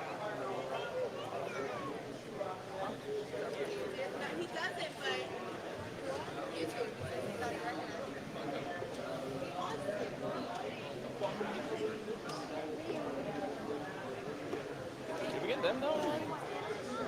I don't think we've done them either. I think we got a couple more booths, guys, and then we did it, actually. This is impressive. Last year, we did not get through this many booths. We're efficient. Young man, you got a second? You said he was at our booth earlier, and we're on a live stream here, podcast. Now, earlier it was said, your mom said something about the fish, about how, it was too big of a lure. But what was your comment? Do you remember what your comment was? Yeah. So, bass, humans can look at each other in the mirror and be like, I'm 4'8". I can't fight a person that's 6'8", because I'm really short against him and I'm really weak. Bass can't look in the mirror. They see, oh, I'm hungry, a giant piece of fish. I'm going to go after that. So, Young man, that is classic. And we just left the Buka thing, and I heard somebody walk by and they said, man, that's a big bait. And a lot of people, they won't throw the big bait because they just think, oh, fish is not going to eat that. And the idea that a fish doesn't look in a mirror, I mean, that's pretty sharp. How old are you? 11. 11. You come up with that on your own? Yeah. You got a fish hook in your hat. I guess you fish too, right? Yeah, I love and you got to it on fish. your shirt. I mean, you're... My PB is a 4 1/4 Whoa. on a Whopper Plopper. Whoa. A Guggen Squad Whopper Plopper. And that day, after I caught it, it broke the lure. It broke the what's it called? The thing that makes it plop. Yeah, the back tail spin there. Yeah, the tail that spins. So. What are you gonna do when you grow up? I'm gonna have a charter boat business. All right. And in the winter around here, I'm gonna do basketball because that's my favorite sport right now. Right. I play for Crenshaw Cardinals. Attaboy.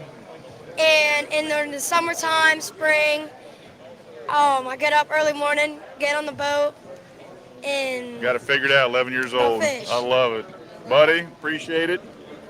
Keep up the good work. Thanks for your insight.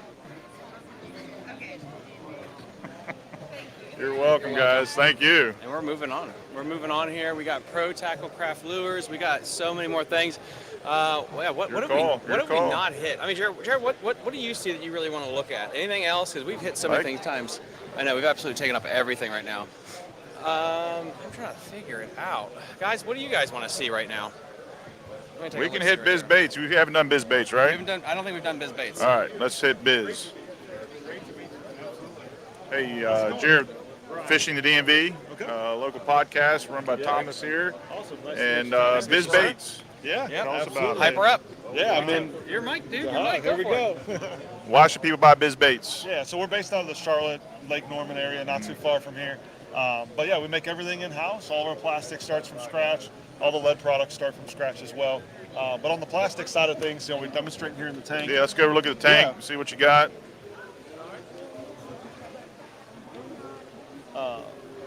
Our most popular bait's this Dizzy Diamond. Okay. But what's cool is they're all salted and scented, but maintain a good buoyancy to still stand up. So traditionally, like a salted bait, the salt weighs your baits down. And so we wanted to maintain that good buoyancy in a salted and scented bait. So that Dizzy Diamond's super popular. This is our little Ned Dizzy right here. Same thing. Little guy on a Ned. This is our stand-up Ned head too. So you can bounce them around. Guys want just a good salted scented bait. And then our little baby cutter craw here. Just really good action through the claws. Effortless swimming action. Awesome on a swim jig, chatterbait, the whole deal. So that's kind of the plastic side. And on the lead side, I mean, we powder coat paint, so it's super durable. We hand tie our skirts. We use Gamakatsu hooks. So from top to bottom, we just try to really make a good premium lead product. So everything's hand tied, you're saying? Yeah, everything's hand tied. Yeah. That's really cool. Like this little swim jig here, I could show you.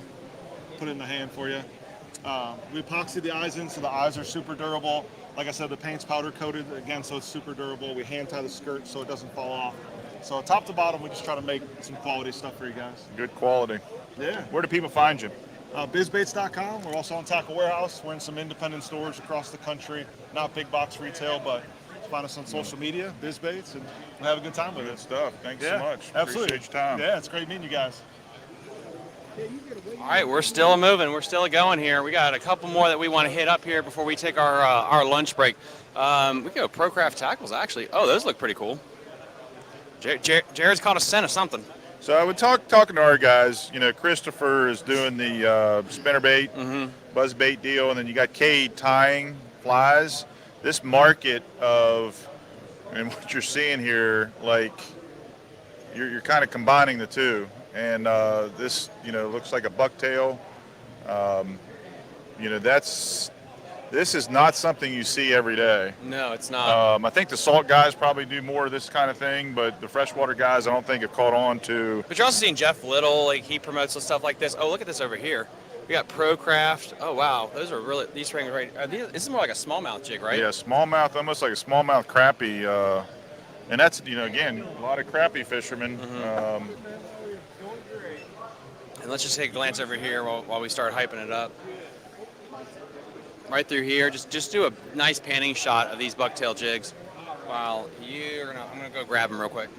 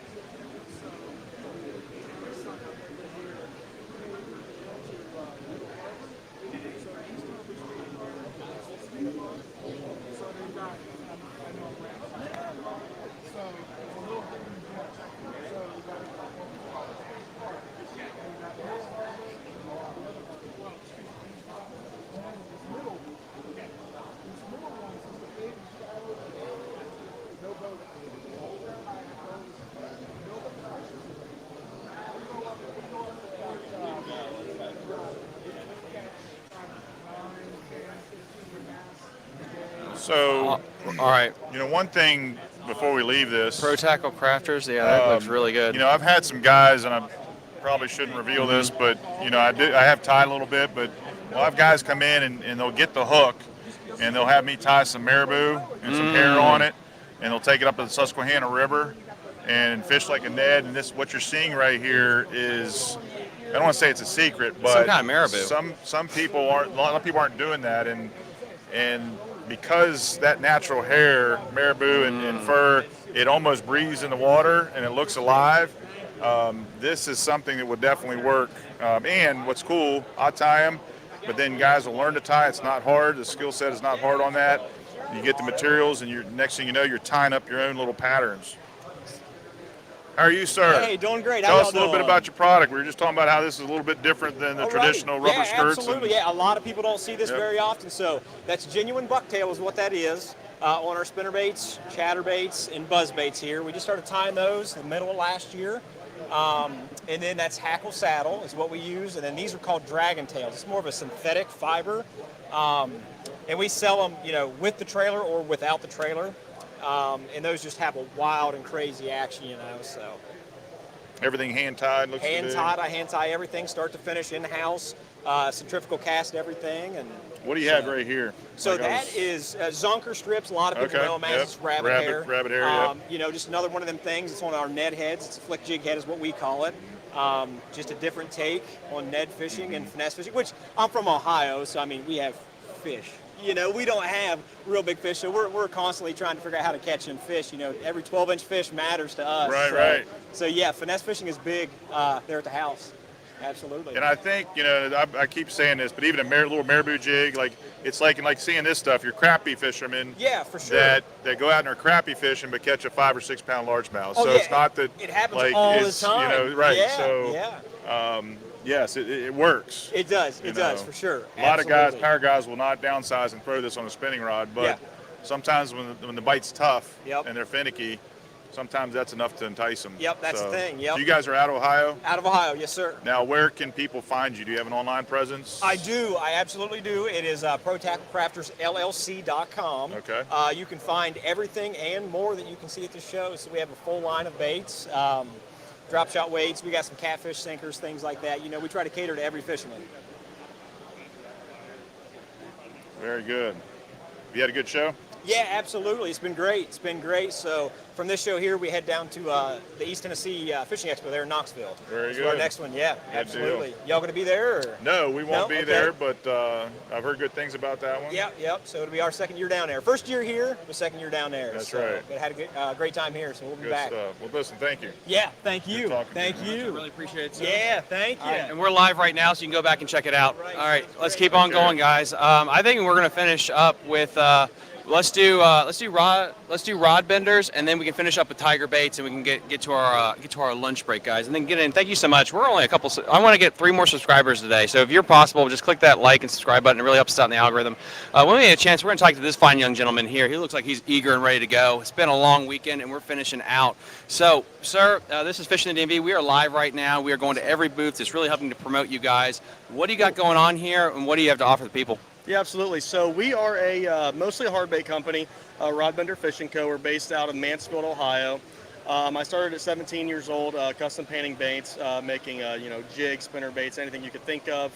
While I was in college, I knew I always wanted to work for myself and try to start something, and I've always had a love for fishing in the outdoor industry in general. So we did a lot of studying and research, and we came out with Rod Bender Fishing Co. in 2022. Pretty much every year we're trying to design new baits, come out with stuff that the market quite hasn't seen yet, which can be difficult to do in the fishing industry considering that there's been so many tried things out there. But really we focus ourselves around providing a quality bait at an affordable price. A lot of crankbaits out there are over the $10 mark. Right now we currently only offer 1 or 2 models. They're over $10. All of our baits come with quality hooks on them. They're ultrasonic welded ABS bodies that hold up great over time. They fish true out of the package. We're just really priding ourselves on, being able to stock up on some baits, use our baits, and not break the bank, buying the baits at the same time. What is the hottest thing right now that you guys have been selling? Definitely our X-Twitches, which is right in front of us. This is a new bait we came out with this year. I am from Ohio and fish Lake Erie a lot, which tends to be a smallmouth lake. These fish just like a soft-bodied paddle-tail swim bait, but it's a hard bait. And the biggest thing we wanted to do with these is put 3 treble hooks on them. So there's one on the tail. So if a fish short strikes it or slashes at the bait, it gives you a lot better chance to get that fish in the boat. They have an awesome action to them. They do weigh an ounce, so you can cast them a really long ways. They have a slow sink rate to them. And when you pause them, they'll stay horizontal in the water. They don't turn on their sides. And yeah, they just look great in the water. You can give them little twitches, you can slow reel them, you can really work them however you want. And it's a great bait for forward-facing sonar because you can pause that bait usually right in front of that fish and chase them down with your sonar, all while throwing a crankbait at the same time, or a swim bait, I should say. Yeah, amazing section of baits. It's absolutely amazing. So if people want to be able to find you, they aren't able to get out today, where can they find you? How can they go see all your products? Yeah, absolutely. So we have a full Facebook page, Instagram page, and a full functioning website. We are running 20% off till the end of show season, which will be April. Our website is www.rodbenderfishingco.com. It's just our name, www in front and the .com on the end. We have all of our baits on there. It's a very easy website to shop, and like I said, we are offering 20% off until the end of show season, which pretty much, if you can't make it to the show, it allows you to purchase baits pretty much at the same price. Colt, thank you so much for your time, guys. And we're going to a couple more booths. We're wrapping up our coverage of this thing. Good luck to you today and at the next expo. I appreciate it, sir. Awesome. Thank you for the time. Yep, you're very welcome, sir. Thank you so much. Good luck. All right, guys, and we're going to keep on going here as Jared's making the deals, getting things sold. I'm going to hand. I think it's Jared's buying it. Here you go. So what do you think we should do?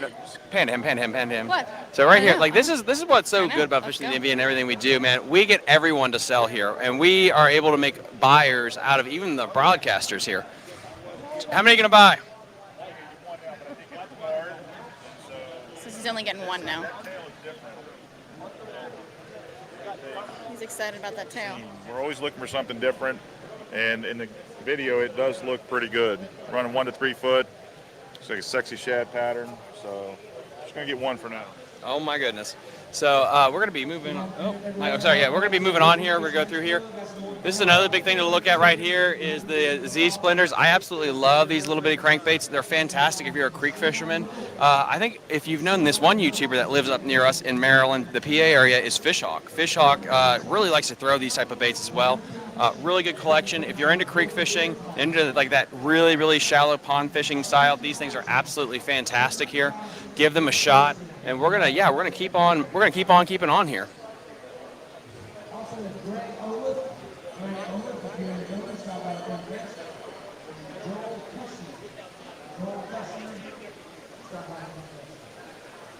Trying to think, Carly, we've pretty much hit everything this year, haven't we? Pretty much. I'm trying to think about what we've not actually hit right now. I kind of want to finish up with Tiger Crankbaits one last time, but we're going to do it a little different. Carly has to interview one person today. Do you want her to interview Tiger Crankbaits, or do you want her to actually interview, and you might have already done this, the guys over there at the Bass Federation? I did that yesterday. You did the Bass Federation? Yeah. Well, then I guess you get to interview. Now, the reason I picked those two is she's got a great rapport. She's a heck of a sales lady. She gets deals done. And I think Tiger Crankbaits and the TBF guys kind of adore Only you. if I get to interview the actual person who paints the baits, because she's going to be hard to sell because she actually is very camera shy. Thomas Ahrens is going to be switching it up here. Boom. All right, so now, go for it. She's very camera shy. Okay, so let's just head over here to Tiger Crankbaits and see if they're available. I don't know, they might be too busy and I don't want to take away any business from them. But we met Tiger Crankbaits last year, and they are just the most sweet, genuine people you're ever going to meet. I'm pretty sure they also do custom baits for you, so you can shoot a message over out to them and see if they are willing to accommodate. So, we're here. He's making me do this. And I said the only way I'm going to do this is if I get to talk to the artist herself. She said no. What if you don't have to look at the camera and you just talk about it? You're half owner of this company? Let's go. Bossladies.com. Let's go. Tommy, put the camera on the baits. All right. So, when did you start? Let me really, oh my God. We started about 2 years ago. Him and I were watching videos, thought it would be fun. Yeah. So we gave it a whack and started painting with craft paint in the back bedroom, and 2 years later, here we are. Do it on the house. Tommy and I actually started the podcast 2 years ago. Did you? So, yeah. So we kind of did the same thing. Tom's like, I've got to figure out how to get some content out to people. Thomas is a teacher at heart, so he's just always constantly like a sponge, soaking in all the information he possibly can. Right. So that's how he's like, oh, I talked to so many people about fishing, let's just interview them now and see where they came from, what they aspire to be and become. What's your goals with this? Do you just want to hop around and go to expos for the rest of your life? We started doing it together after taking care of my dad. Okay. And him and I started it, and we just thought, well, we'll just do it and see what happens. More for family, his friends, Yeah. because he fishes all the time. Yeah. And then I just started watching a lot of YouTube videos. Great artist. I have one, Whitney Thompson. He lives in Alabama. Oh, cool. He's taught me a lot Yeah. of stuff. Yeah. And great guy. Yeah. And then we just kept learning, and we've made some of our mistakes ended up being the prettiest ones we painted. Really? Yeah. That's cool. So I like doing the crawls, and Whitney helped me learn the techniques and the different stuff. And I'd stay up 2 or 3 o'clock in the morning because I have insomnia, so I would just keep watching videos and learning. And awesome. Then he taught me how to put the colors together and Okay.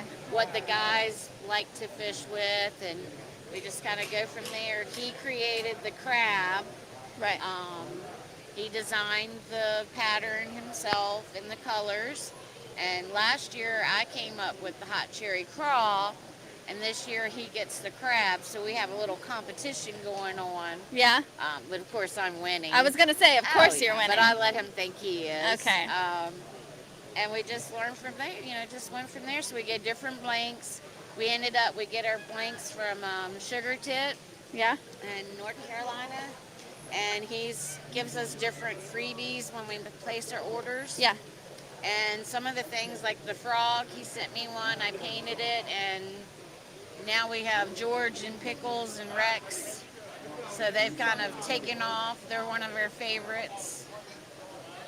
And then we started, in between painting, I started doing some dress trebles. Awesome. And those are right there on the board. So yeah, we're just kind of adding a few new things as we go. Yeah, they're beautiful. You But guys it's do a an lot of amazing fun, job. and Yeah. we love doing it. Yeah. And if you have you have things that have gotten beaten up or just need a facelift, you can send them to us. Yeah. And we can repaint them for you. If you have a color that's discontinued, you can't find it anymore. That's important. And you have a bait, you want it on a Spro or a Bagley or whatever, you can send that to us. Yeah. And we can put whatever color. We sand them down, prime them, and start over. What's your price range on that? We're about 15 on them. Okay.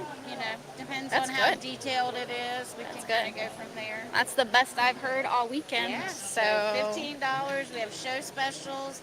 You can come in and get 6 baits for $80. You can mix and match anything in the booth, so stop by and see us. I love it. Thank you guys so much. Appreciate your time. All right. You want to talk to the fudge guy? No. I'm good on fudge for the weekend. Thank you. I think he's giving me about 15 samples. He keeps thinking I'm somebody new, so I just take off my vest, and then I'll put my vest back on. One more guy here. Can you get One more person? One more old person. Sorry. Vanessa. One more mature. Hold on. Let me look. Where's my best friend James Vick? I don't know. Where's he at? Have you seen James Vick? Hold on. I haven't seen him. Where's your husband?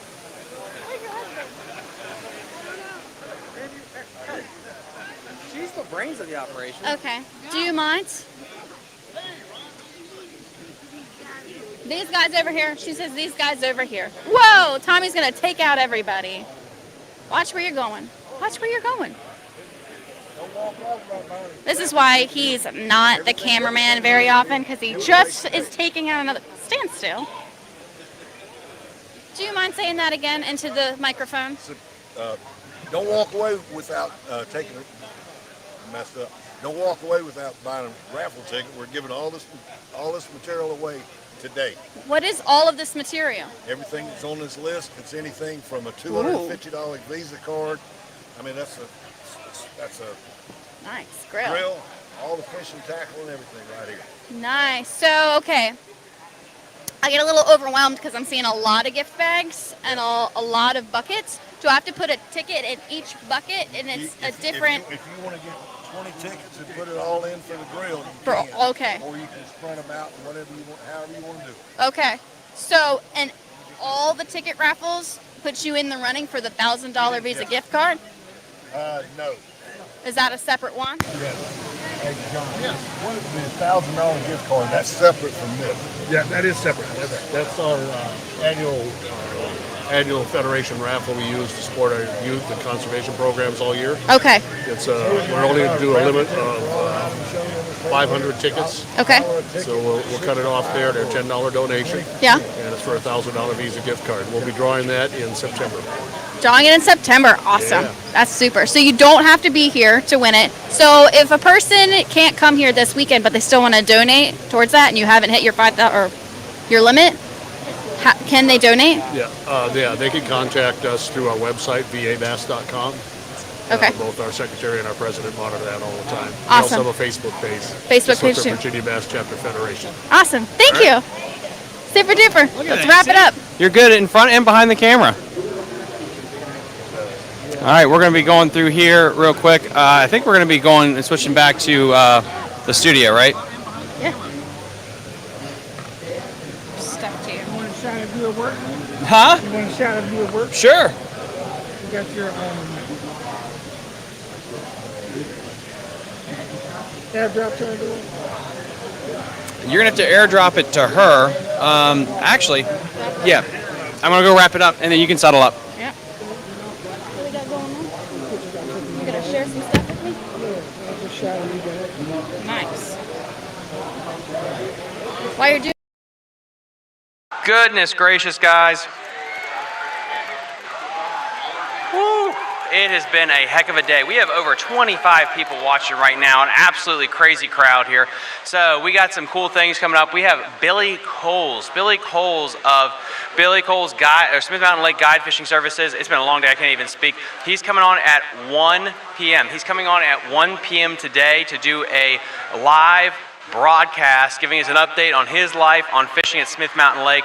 Then we have a bunch of people, really good guests actually, coming on the show later today at 2 p.m. If you want to come out and say hi to me, please, please, please stop on by the booth. We're going to be here all day for a meet and greet. We're going to have live guests all through the day. Really appreciate all your help. And again, last thing, this whole show, is completely funded by us. And I really want to say thank you to our Patreon supporters. If you'd like to join us on Patreon, we're only 10 away from one of our goals that we set for ourselves at the Richmond Expo. You get 15% off every single order from Jake's Bait and Tackle for the rest of your life for joining. You get massive private content, prize giveaways, everything, and you help support the #1 fishing show in the greater DMV metropolitan area. So please, we want to try to hit 80 Patreon subscribers before the end of the Richmond Expo, and we are only 10 away. I'm sorry, no, we have 72.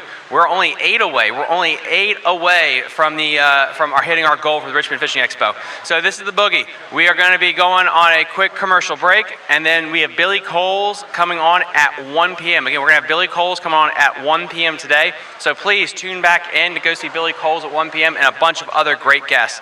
Thank you guys so much. We're going to shut down this, and we're going to go up with our next one. See you guys later. Again, please check us out on Patreon. We only need 8 more people. Please, please, please help us out. See ya. You're listening to Fishing the DMV with your hosts, Thomas Ahrens and Jared Mounts. Fishing the DMV is brought to you by Jake's Bait and Tackle, located in Winchester, Virginia. If that doesn't get you jacked up, I don't know what will.